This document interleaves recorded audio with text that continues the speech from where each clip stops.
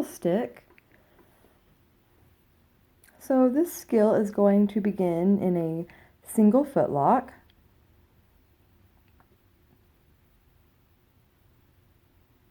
And then you're going to prep yourself into a back lean prep. So open those fabrics, loose leg in front, same hand, elbow goes through the center, face the fabric. Then we're going to single leg roll. Roll down towards the loose leg, bring the foot across, push it off your calf, fan around to the belly. And again,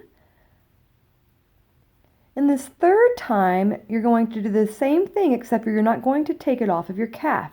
You're going to bend your knee. From there, your loose leg is going to come through the center and hook the toes. From there, you can lower down and release. Now, you can spin here with your tail, and then you can style it out.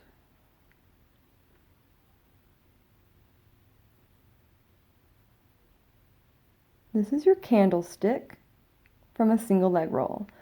So just lift up with your core, walk, walk, walk up, release those toes, and you're going to rotate all the way around to release.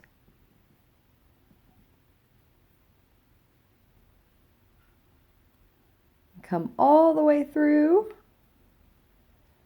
and flying hollow body.